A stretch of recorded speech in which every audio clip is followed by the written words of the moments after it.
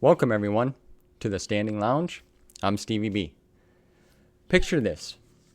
Imagine a world where you take all the classic Universal monsters and you put them together on one big team. And the only thing that's stopping them from world domination is a group of monster-loving kids. That's what we're going to talk about today. It's one of my favorites. And at the end of the video, I'm going to share some fun facts and some memories with you guys. All right, let's get to it. This film was released on August 14th, 1987. And it tells the story of a group of horror-obsessed kids who form a club called the Monster Squad. Their world is turned upside down when they discover an ancient amulet that brings the legendary Universal monsters, Dracula, Frankenstein, Wolfman, Mummy, and the Gill-Man into the present day. However, these aren't your friendly neighborhood monsters. They're here to conquer the world, and they're searching for the amulet to plunge the earth into eternal darkness. The kids, armed with their vast knowledge of monster lore, become the planet's unlikely defenders. They're aided by a mysterious, crazy German guy who translates a centuries-old diary revealing the monster's weaknesses. It's a race against time as the squad battles the creatures. They learn to overcome their fears and try to send the monsters back to limbo before it's too late. What makes the Monster Squad so beloved is its perfect blend of horror and humor. It's a film that genuinely respects the classic monsters while also delivering a fun, kid-friendly adventure.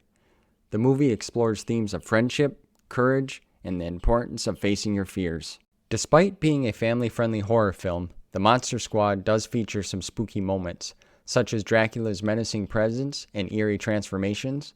However, it balances the scares with sharp dialogue, funny banter, and unforgettable one-liners. Beneath the monster battles and horror, the film has an emotional core, especially in the relationship between Phoebe and Frankenstein. Their friendship adds depth and warmth to the story, making the finale all the more impactful. Overall, the film strikes a perfect balance between nostalgic monster movie vibes and the raw, unfiltered energy of the 80s.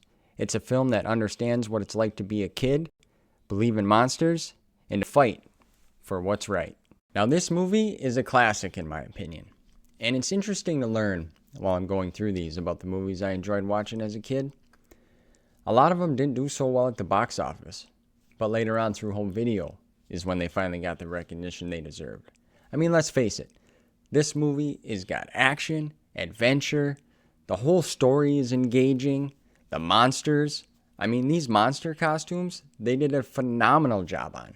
Wolfman looks incredible. The transformation of what he goes through and how they portray that on screen, awesome job. Dracula, Frankenstein. This movie kind of reminds me of the Goonies, but the monster version of it. So that's kind of cool. And if you're a fan of the Goonies, you know what I'm talking about. I let my kids watch this movie when they were little. They loved it. Now I'm like, hey, you want to watch that again? They're like, no, Dad, that's a little outdated. I get it, okay? I get it. But it's still one of my favorites to this day. All right, let's talk about some facts. Okay, so the scene when Dracula lifts Phoebe up and you hear her scream, that was done in one take. After that, Duncan Rigger, who played Dracula, wouldn't wear his red contacts or fangs around her anymore because she was terrified. Now, mind you, she was only 5 years old when she played in this movie. In 2006, Wizards Magazine did an article for the 100 greatest villains of all time. I'll put an image up here for you guys. I used to read them magazines a lot back in the day. They were awesome. And surprisingly enough, Dracula ranked number 30th, and it was for Duncan Rigger's performance. To this day, it is still one of the best interpretations of the character. The audition for Dracula. Before Liam Neeson was a household name, he was all set to be cast to play the character. But then Duncan Rigger came along and blew everyone out of the water, and the rest is kind of history now. But they still paid Liam Neeson. Now, this isn't a fun fact, but I want to share it with you all, because while I was doing research, I came across this. I'm sure you can all relate. When you're interested in something, you Google it, see what the cast has been up to. Well, Brent Challam, that's the actor that played Horace, unfortunately passed away in 1997 to a battle against pneumonia. When you stop to think about all the actors, actresses, musicians that we've lost at a young age, it's terrible. I mean, he was only 22. All right, let's shift some gears now, and we'll talk about some fun stuff, some memories. Now, I remember seeing this for the first time and being blown away by the monsters. But man, does that clubhouse in the tree stick with me. I wanted one of them so bad. Having it all decked out with posters and having cool stuff. Having your friends over all the time. Like, who wouldn't want that? And then, Frankenstein's up there hanging out. And if you remember the scene when he notices the camera and he peeks through there with what he sees. At a young age, I was like, what's that?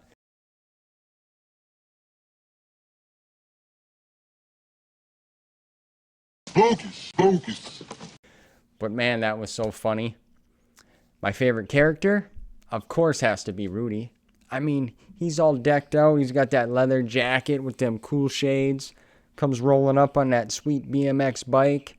Strikes a match to light a cigarette off his shoe.